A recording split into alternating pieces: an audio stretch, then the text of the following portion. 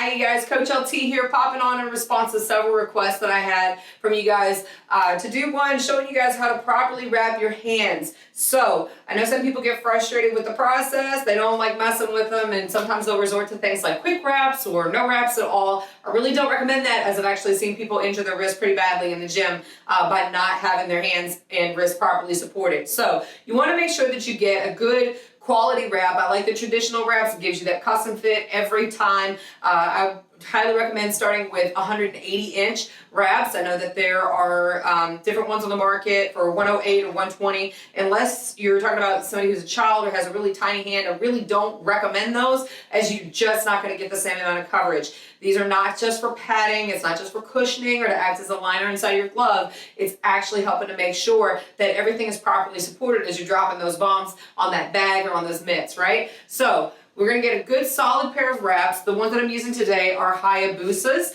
I also highly recommend Pro Impact and Tidal. I would say Pro Impact are really good, especially for a woman's hand that's made a little bit smaller.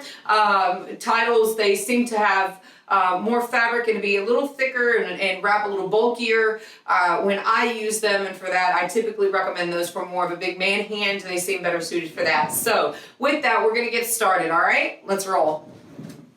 All right, you guys, so we're gonna get started with two different methods that I like to use when I'm teaching people how to wrap their hands. The first being more streamlined, the second being the way that I tend to prefer to wrap my own hands, so that I have a little extra padding across the top of the knuckles and a little less in the palm of the hand. So we're gonna start off with method number one, hooking the loop here on the wrap onto the thumb and bringing it down so that this side up comes across the back of the wrist, going towards the outside of the hand facing toward the ceiling. We're going to then wrap that around 1, 2, and as we come around that second time, we're going to bring the fabric around the knuckles. 1, and we're coming around that second time. As we come around that second time, we're going to bring it back down around the wrist. After this, we're going to start working in between the fingers. So now we're going to go between the pinky finger and the ring finger, bringing the fabric through. We're going to pull the fabric towards the index finger and the thumb, bringing it through and down around the wrist to keep it in place. All right, we're going to then go in between the next two fingers at the ring finger and the middle finger, again pulling through between the index finger and the thumb. Bringing it back around the wrist. We're gonna next come up between the index finger and the middle finger, but instead of going toward the inside of the hand, I'm actually gonna take the fabric and I'm gonna bring it toward the outside of the hand and down around the wrist, so as to keep that fabric from shifting as I go to put the gloves on and off. Once I get it secured around the wrist, I'm gonna bring it around the knuckles and wrap it around twice to make sure that I've got a good firm hold. 1, 2, and then I'm gonna come around and I'm gonna start making my X pattern across my wrist. So I wanna bring it from the knuckles down around the wrist and back up.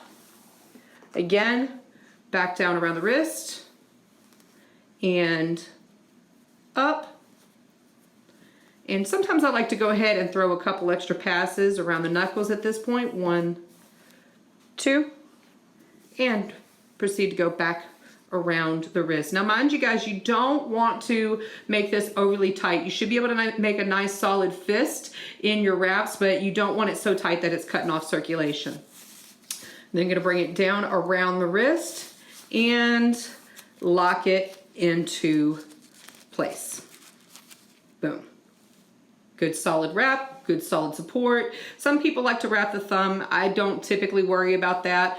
I'm not striking with my thumb anyways, but again, there are a number of ways that you can go about wrapping your fists so that you have a nice secure wrap. You know, sometimes I like to take this and kind of tuck it in up here, so I've got that nice solid grab in the palm of the hand, and we are good to go. Let's look at method number 2.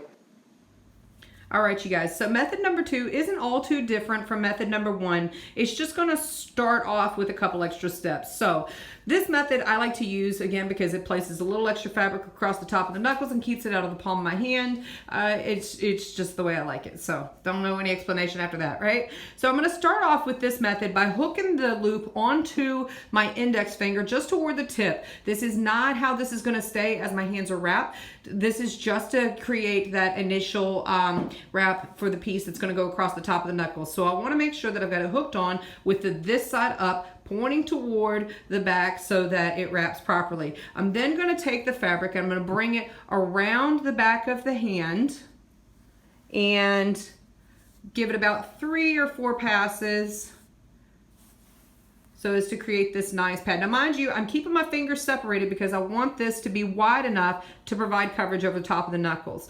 So I'm going to pull this off, right? Straighten it out. Now I'm just going to hold it with my thumb and my index finger just to keep it in place while I take the wrap a couple times around the hand. So I'm going to go 1, 2, and then I'm just going to give it a little shimmy to get it down over my knuckles so that it's placed properly, at which point I'm then going to bring the fabric down around the wrist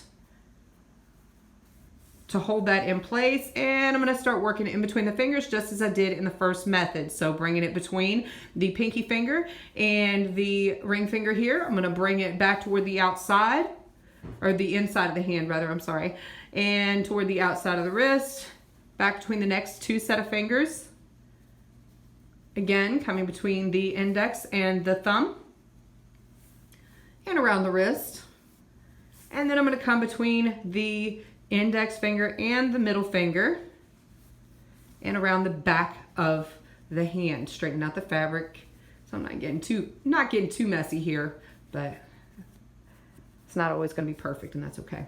All right, so it's going to come around the wrist. Again, I'm going to lock that in place, taking that X pattern across the back of the hand. I like giving it that extra pass, couple passes around the knuckles just to make sure that the metacarpal have that added support, that everything is locked in place.